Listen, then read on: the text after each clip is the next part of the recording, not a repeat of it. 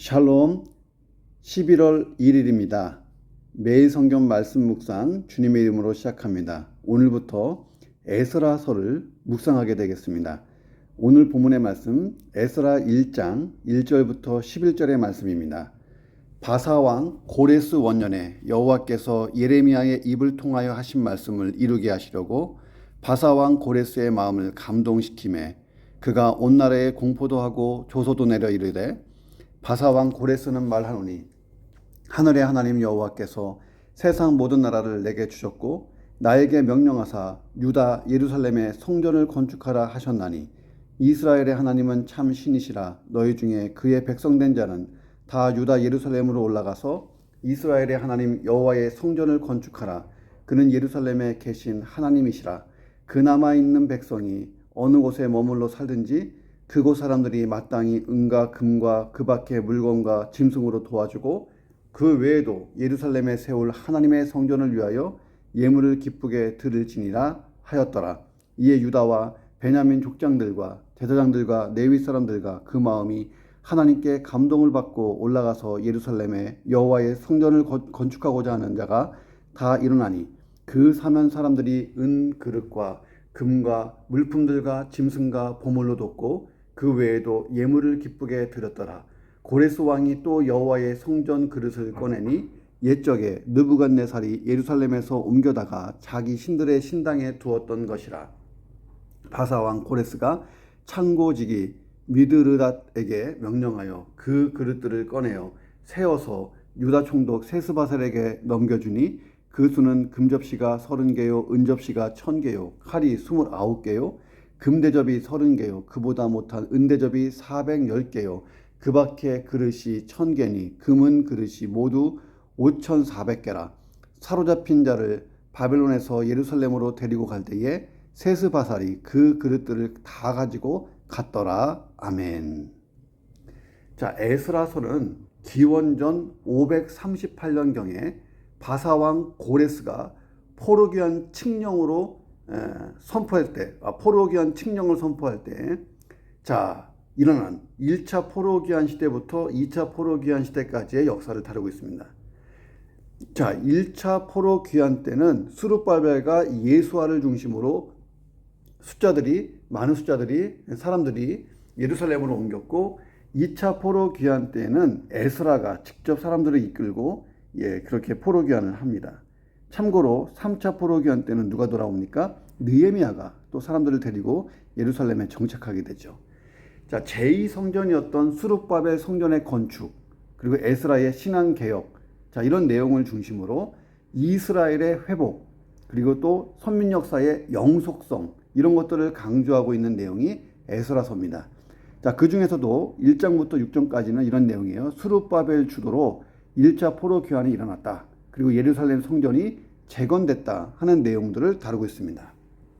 자, 그 중에서도 1장, 오늘 1장은 바사왕 고레스의 포로 귀환, 칙령 반포, 자, 그리고 예루살렘 성전 재건 허가, 칙령 반포, 이런 거에 대해서 이렇게 다루고 있습니다. 자, 포로는 돌아가도 좋다. 예루살렘 성전을 다시 재건해도 좋다. 그리고 왕이 도와주고 바벨론, 이 페르시아, 바사 땅에 있는 사람들이 이 일에 대해서 흔쾌히 도와주라고 명령까지 하는 내용들입니다. 자, 이런 본문 가지고 이 본문을 묵상합니다. 첫째, 세상 역사는 하나님의 백성을 중심으로 진행된다는 거예요. 세상 역사는 세상 사람들의 역사인 것 같지만 하나님의 백성을 중심으로 하나님의 목적을 이루기 위하여 하나님의 백성이 유익을 위하여 움직인다는 거예요. 하나님이 그렇게 섭리하신다는 것입니다. 2절 보세요. 바사왕 고레스는 말하노니 하늘의 하나님 여호와께서 세상 모든 나라를 내게 주셨고 나에게 명령하사 유다 예루살렘에 성전을 건축하라 하셨나니. 자, 얼핏 보면 고레스가 하나님만을 경외하는 인물처럼 보여요. 자, 하나님이 고레스에게 성전 건축에 대한 계시를 직접 주신 것처럼 보입니다. 자, 그런데 고레스가 하나님을 유일신으로 믿고 하나님만을 경외했다 보기는 어려워요. 직접 계시를 받았다고 하는 이 부분도 마찬가지입니다. 아마도 이 고레스는 자기의 피정복민 관용 정책에 따라서 피정복민의 신을 인정하고 나는 그 신의 대리자라는 인식을 피정복민에게 심어줘서 자기에게 충성하도록 하게 했을 거다 하는 것입니다. 그러니까 유다인들에게는 나는 하나님의 대리자야. 내가 하나님을 참 경외하고 그분이 나에게 말씀하셨어. 이렇게 하라고. 자, 그리고 또 암몬이라는 나라에는 나는 너희들 그 신들의 대리자야. 그분이 내게 이렇게 말씀하셔서 내가 너희들 이렇게 해주는 거야. 뭐 이렇게 했던 거예요. 자, 이 고레스에 의한 포로 귀환과 성전 건축이 이루어진 게 아니고 그의 그냥 정책의 일환이라는 거예요. 피정복민 관용 정책. 바벨론은 강압 정책을 썼는데 고레스는 지혜롭게도 관용책을 썼어요. 자, 그래서 전 세계를 페르시아 바사 왕국 아래 다 묶어두려고 했던 것입니다. 관용 정책. 예. 자, 그런데 그 일조차도 하나님의 섭리 속에 있었다는 거죠. 1절 보세요. 바사왕 고레스 원년에 여호와께서 예레미야의 입을 통하여 하신 말씀을 이루게 하시려고. 자, 예레미야의 입을 통하여 하신 말씀을 이루게 하시려고. 다시 말하면 하나님이 계획하시고 이미 말씀하셨고 이미 예언해 주신 그 말씀을 이루기 위해서 바사왕 고레스의 마음을 하나님이 감동시켰고 그가 온 나라에 공포도 하고 조소도 내리게끔 하셨다는 거예요. 자, 1절의 이 내용이 포로 귀환과 성전 건축의 직접적인 원인인 것입니다. 하나님은 예레미야를 통해 하신 말씀, 그 약속의 말씀을 그대로 이루시려고 했어요. 그래서 고레스의 마음을 감동시켰다는 거예요. 그 결과 고레스가 온 나라에 공포도 하고 조소도 내렸다는 것입니다. 자, 예레미야에게 주신 하나님의 약속의 말씀이 뭡니까? 예레미야서 25장 11절 12절에 보면 이렇게 나와요. 하나님이 범죄한 남유다를 심판하고 그 땅을 황폐하게 만들 거다. 그리고 그 백성들이 바벨론에 끌려가서 70년간 바벨론 왕을 섬기게 될 것이다. 그리고 70년이 죄악으로 가득한 바벨론이 70년이 끝나면 죄악으로 가득한 바벨론을 심판하시고 멸망하게 하실 것이다. 바벨론은 바사왕 그 고레스에 의해서 멸망당하잖아요. 그러니까 이 바벨론이 제국은 100년밖에 유지되지 못했어요. 바벨론이 세계를 장악한 이후로 망할 때까지 100년. 짧은 역사죠. 대제국인데. 예. 자, 근데 그 100년 사이에 70년이라고 하는 남유다 심판 과정, 징계의 과정이 있었다는 거예요. 자, 근데 진짜 70년이 끝났고 바벨론이 멸망했습니다. 자, 예레미야에게 주신 말씀대로 되는 거예요. 자, 예레미야 50장 9절에 보니까 바벨론이 북방에서 일어난 큰 연합군에 의해서 멸망한다. 이렇게 되어 있습니다. 자, 큰 연합국. 예레미야서 50장 9절은요, 이미 70년 전에 써진 거예요. 자, 그런데 이 큰 연합국이 누굽니까? 바사죠, 페르시아. 그리고 그 나라 왕은 고레스입니다. 이 고레스의 칙령으로 70년 만에 포로 귀환 귀국길이 열렸어요. 정말 놀랍지 않습니까? 하나님 말씀대로 세계 역사가 움직이는 거예요. 자, 그런데 더 놀라운 사실이 있죠. 뭐냐면 이사야 선지자가 무려 160년 전에 이 일을 예언했다는 거예요. 여러분, 이사야서 44장을 한번 찾아서 보세요. 44장 28절부터 45장 3절에 보면 고레스라는 이름이 나와요. 고레스라고 하는 그 왕이 나타나서 예루살렘으로 돌아가는 포로 귀환을 허락할 것이다. 이게 이미 그때 명시되어 있다는 거예요. 160년 전에. 고레스는 아직 태어나지도 않았는데 그 이름이 나와 있어요. 여러분 생각해 보세요. 지금부터 한 100년 전에 한국의 어떤 예언자가 예언을 하는 거예요. 지금부터 100년 뒤에 조형원 목사라는 사람이 나타나서 동탄 지구촌교회를 새롭게 할 것이다. 할렐루야. 저는 태어나지도 않았는데. 제가 하나의 예를 든 겁니다. 자, 바사 제국 이전에 근동 패권을 쥔 아수르나 바벨론은 피정복민들에게 강제 이주. 누가 그랬어요? 아수르가 그랬잖아요. 민족 혼합 정책. 바벨론도 마찬가지고 이렇게 사용했어요. 포로로 끌려가서 또 포로로 끌려온 사람들을 다른 민족에게 섞어서 혼합 정책. 반란을 사전에 차단하려고 하는 그런 어떤 조치를 취했습니다. 자, 그런데 고레스는 피정복민들에게 일정한 정치적인 자유, 종교적인 자유를 허용하는 관용 정책을 시행했습니다. 자발적으로 충성하게 만들었어요. 어떻게 보면 그래서 이 페르시아 왕국이 그 헬라에 의해서 멸망하기 전까지 상당히 오랫동안 진행됐던 것을 봅니다. 자, 그러므로 포로 귀환과 성전 건축 허가에 대한 칙령 혹은 어떤 조치, 자, 제국 내의 모든 민족을 상대로 했다는 거예요. 그러니까 이스라엘에게만 특별하게 준 혜택은 아니라는 겁니다. 자, 그런데 성경은 하나님이 고레스의 마음을 감동시켰다고 증거해요. 자, 그러니까 성경의 말씀이 이루어지기 위해서 남유다만 혜택 본 게 아니라, 유다만 혜택 본 게 아니라 주변에 있는 다른 나라들도 사실은 혜택 속에 있었던 거죠. 다 하나님의 섭리의 결과다 하는 거예요.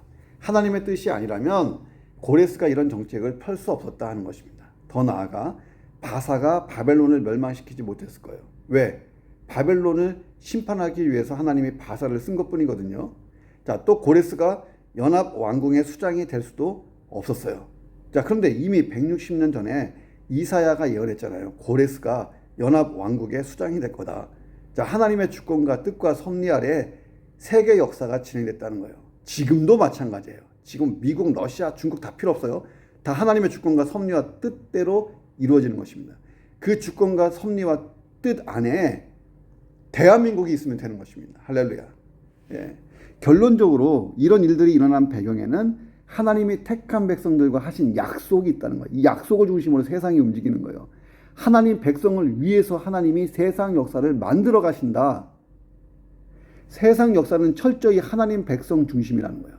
뛰어난 영웅, 강력한 제국, 그것들에 의해서 세상 역사가 만들어지는 것이 아니고 그 모든 것은 다 조연이에요. 조연. 주연이 누굽니까?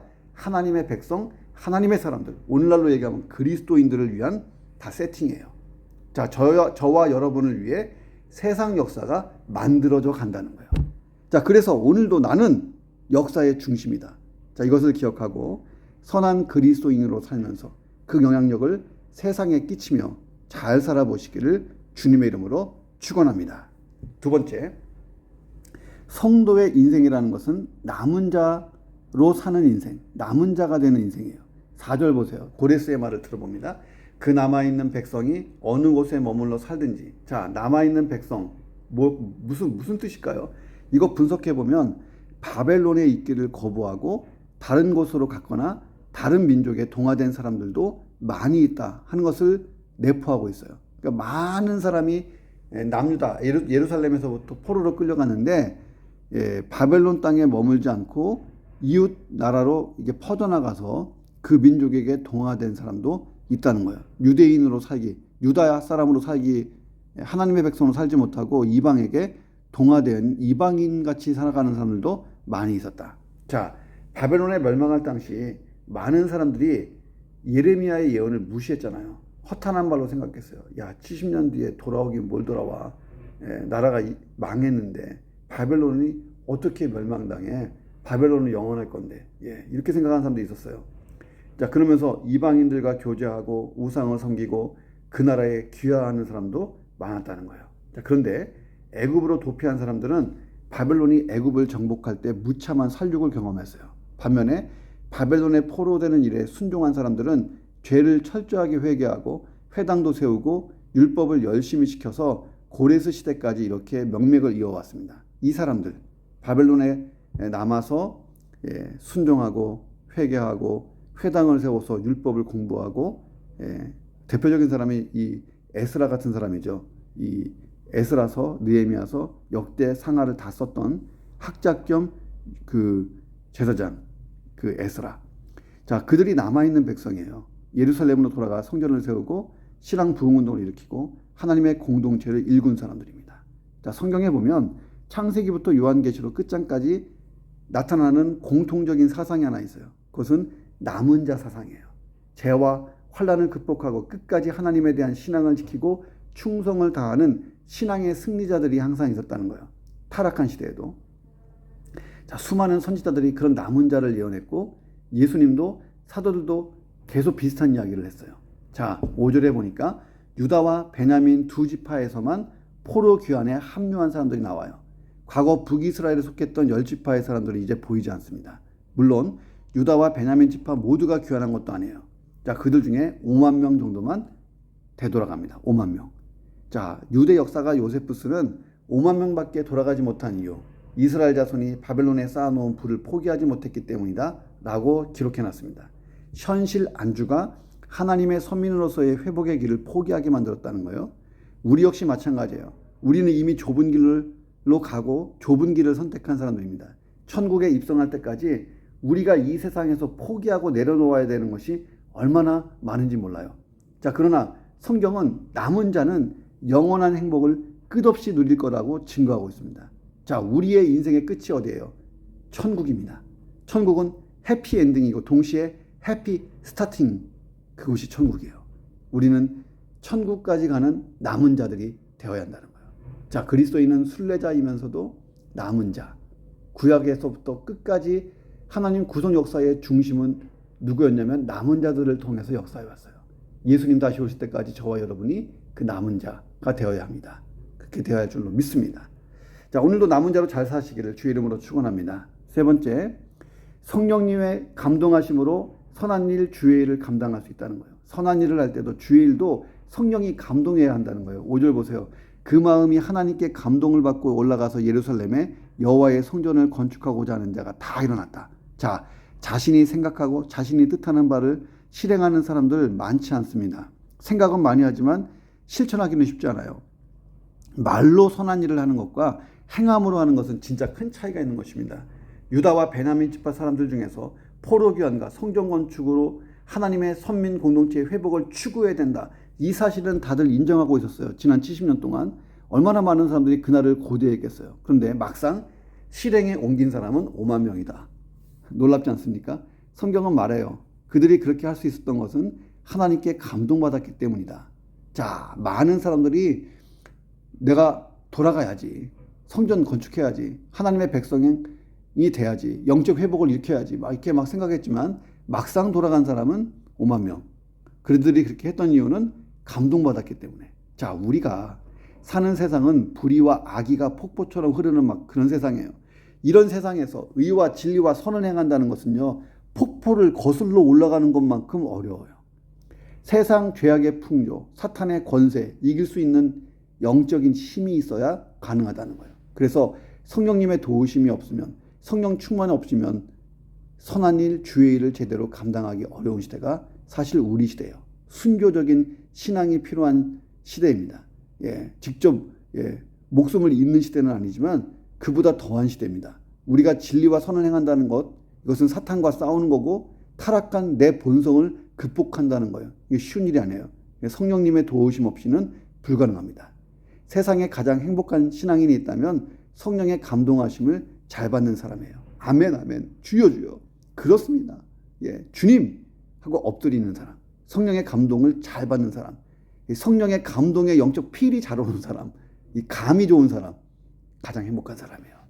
성령의 감동하심이 있어야 하나님의 뜻이 잘 분별되고 그대로 행하게 되고 선한 일, 주의 일을 잘 감당하게 되고, 그렇죠? 그리고 하나님의 계획, 뜻에 따라서 하나님이 기대한 인생을 잘 살고 예수님이 십자가에서 다 이루었다 하는 것처럼 나도 다 이루었다 하고 세상을 떠나는 사람, 그런 사람 되시기를 주 이름으로 축원합니다. 그래서 오늘도 성령의 감동하심을 따라 사시기를 주의 이름으로 축원합니다. 네 번째, 성도는 존귀한 자로 사는 사람 살아야 된다. 존귀한 자로 살아야 한다. 자, 고레스가 바벨론에 있는 사람들에게 명령했어요. 4절 보세요. 그 남아있는 백성이, 다시 말하면 유다 백성이 어느 곳에 머물러 살든지 그 주변에 살고 있는 사람들은 마땅히 은과 금과 그 밖의 물건과 짐승으로 그들을 도와줘라. 그들이 돌아가는 일에 그 외에도 예루살렘에 세울 하나님의 성전을 위하여 건축 헌금을 예물로 기쁘게 드려라. 자, 왕의 명령입니다. 그러므로 모든 백성이 이스라엘 백성들이 포로 귀환하고 성전 건축을 위해 떠날 때 물심양면으로 도와야 합니다. 자, 그런데 생각해 보세요. 아무리 왕의 명령이라 할지라도 나와 별로 친분도 없죠. 도움받고 또 그들에게 어떤 인상적인 감동을 받은 적도 없는 사람이라면 무조건적으로 호의를 베푼다는 거 쉽지 않잖아요. 나라가 명령한다고 무조건 내 재산을 막 나눠주고 헌금하고 이게 가능하냐는 거예요. 물론 하나님의 개입하심도 있었지만 아마도 포로 귀환과 성전 건축을 위해 떠나기로 한 이 5만 명, 이 사람들은 현지인들에게 참 선한 영향력을 많이 끼친 그런 사람들이었을 거다. 그래서 그들이 돌아가려고 할 때에 아마 주변에 있는 사람들이 굉장히 많이 감동받았을 것 같아요. 야, 이 기득권, 이 소유, 이 땅, 이 모든 소유를 내려놓고 가다니 얼마나 신앙이 깊으면 그들이 믿는 하나님이 어떤 분이라면 어떤 분이기에 막 이렇게, 그리고 그들이 우리 옆에 있어서 참 좋았는데 선한 이웃이 떠난다니 아프다 슬프다, 이런 분위기입니다. 6절 보면 알 수 있어요. 그 사면 사람들이 금과 물품들과 짐승과 보물로 돕고 그 외의 예물을 어떻게 기쁘게 드렸더라. 기쁘게. 예. 떠나는 사람들을 챙겨준 것 이외에 건축 헌금까지 했다는 거예요. 예. 그 모습을 상상해 보세요. 이 5만 명의 이 떠나는 사람들, 1차 포로 귀환했던 이 사람들, 이스라엘 사람들이, 이 사람들이 바벨론에서 어떻게 살았는지가 증명되는 거예요. 포로 생활을 했지만 다니엘이나 에스겔처럼 살았고, 애굽의 종으로 팔려갔던 요셉처럼 선결하고 덕을 베푸는 삶을 살았기에 이방인들에게 참 존귀한 자로 인식되었기 때문에 왕의 명령이지만 그 이상의 것으로 채워주고 도와주고 하지 않았을까 하는 거예요. 아무런 호감도 없는 사람, 영향력이 없는 사람들, 그리고 또 도움도 안 되고 오히려 골칫거리들이 떠난다 그러면 뭘 돕고 싶겠어요. 이런 격려와 도움이 자발적으로 일어나겠냐는 거예요. 자, 성도는 세상이 감동하는 사람, 그래서 같이 있고 싶어 하는 사람, 뭔가 도와주고 싶은 사람, 그리고 그의 말을 듣고 싶은 사람, 그런 존귀한 자로 살아야 돼요. 선한 행실과 덕을 베푸는 예수님 닮은 사람. 자, 그래서 사탄의 권세를 깨트리고 나의 적도 원수도 다 친구로 만드는 피스메이커 같은 사람. 세상을 하나님 나라로 바꿔가는 세상 변화의 주체가 바로 저와 여러분이 되어야 할 줄로 믿습니다. 우리의 비전이 뭐예요? 민족 치유, 세상 변화. 자, 우리들의 이 비전을 잘 이루는 일에 주역이 되시기를 주님의 이름으로 축원합니다. 마지막 5번째는 모든 일을 또 감당할 때 원망과 시비 없이 할 수 있어야 하는 것. 이게 그리스도인의 참 좋은 삶의 모습입니다. 자, 고레스 왕이 여호와의 성전 그릇을 꺼냅니다. 자, 이 그릇들은 옛날 바벨론 왕 느부갓네살이 70년 전에 예루살렘을 정복하고 성전을 파괴하고 다 훔쳐간 성전 기물들이에요.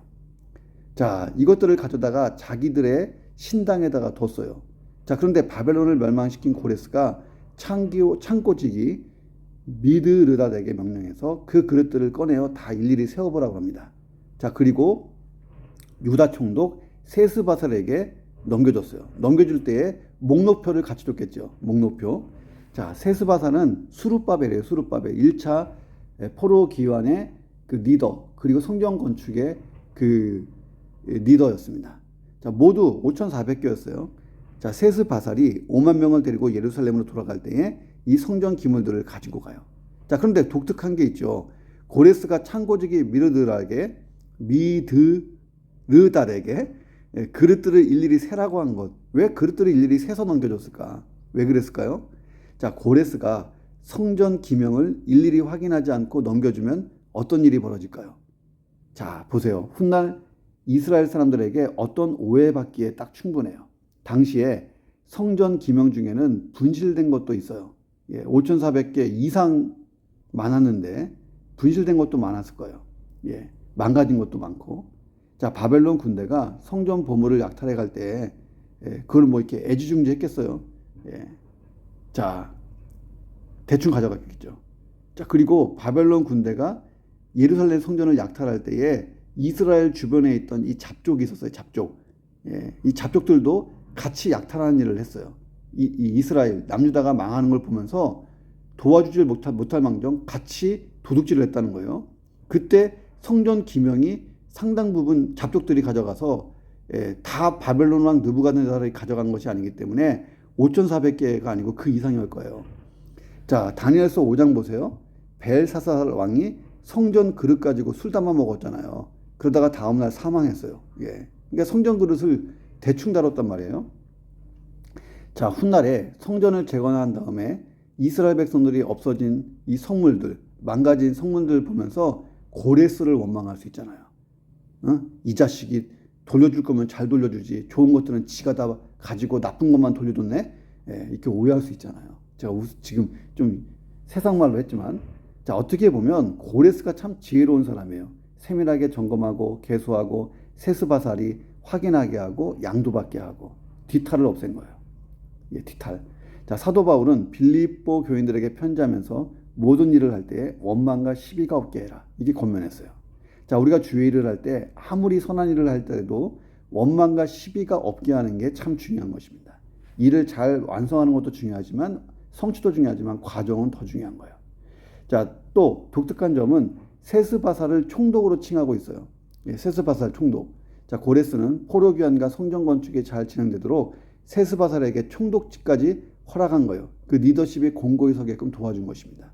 자, 이 세스바살은 하나님의 은혜로 높은 지위를 얻었죠. 요셉이 애굽의 국무총리가 된 것, 다니엘이 이방 나라의 총리가 된 것, 에스더를 왕으로 높이신 것, 이 모든 목적이 뭐예요? 모두가 하나님의 백성들이 유익하게 되기 위해서 하나님이 그들의 지위와 뿔을 높이신 거예요. 자, 요셉을 통해서 어떻게 하셨어요? 이스라엘 12지파가 번성하게 하셨고, 다니엘을 통해서 포로로 끌려온 이스라엘 백성들에게 희망을 주셨어요. 미래의 어떤 청사진을 보여줬잖아요. 예언의 말씀으로. 여호와의 권능을 바벨론 왕에게까지 나타나면서 바벨론의 넘버 2까지도 올라가잖아요. 이 다니엘이 왕다음으로. 또 에스더를 통해서 이스라엘이 말살시키려고 하는 정책을 폈던 하만의 계획, 사탄의 계획을 하나님이 다 박살내셨잖아요. 자, 세스바살도 그 역할을 잘 감당했어요. 성전 건축했죠. 선민공동체의 부활을 이끌었죠. 자, 하나님이 내게 뭔가 사명을 주실 때는 그것을 감당할 능력, 존귀함도 같이 주세요. 자, 사명만 주시는 게 아니에요. 그 사명 플러스 그 능력, 거기다가 존귀함, 돋보이게 하신다는 거예요. 자, 그렇다면 하나님께 감사하면서 최선을 다해서 감당하면 되는 거예요. 그리고 원망과 시비 없게 사역을 잘 진행해 보시면 좋은 것입니다. 자, 하나님이 내게 주신 사명, 원망과 시비 없이 잘 감당하여 잘했다 칭찬받는 종들이 되시기를 주님의 이름으로 축원합니다. 기도하겠습니다. 하나님, 세상 역사는 하나님의 백성들, 또 우리 그리스도인들을, 하나님의 사람들을 중심으로 진행되는 것입니다. 그들을 위하여 하나님이 일하고 계시고 지금도 구속사의 중심을 향해서 세상 역사는 돌아가는 것입니다. 내가 역사의 중심인 것을 깨닫고 선한 그리스도인의 영향력으로 세상을 살아갈 수 있도록 역사에 주옵소서. 성경에 증거하는 행복한 남은 자로 끝까지 신앙인생 잘 살게 하시고 천국까지 잘 갈 수 있도록 역사에 주옵소서.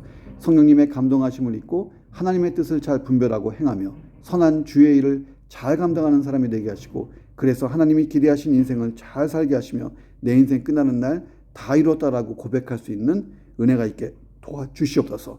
선한 행실과 덕을 베푸는 예수님 닮은 사람으로 살게 하시며 사탄의 권세를 깨뜨리고 적도 원수도 친구로 만드는 피스메이커로 이 땅의 삶을 살아서 세상을 하나님 나라로 바꿔가는 세상 변화의 주체가 되게 하시고 세상에서 존귀한 자로 살게 하여 주시옵소서. 하나님이 내게 사명을 주실 때는 능력과 존귀함도 더해 주심을 믿습니다. 하나님, 모든 일을 감당할 때에 원망과 시비 없이 잘 감당할 수 있는 리더십을 주시고 가정을 다스리고 또 세상에서, 교회에서 내 역할을 잘 감당할 수 있도록 도와주시옵소서. 예수 그리스도의 이름으로 간절히 기도드립니다. 아멘.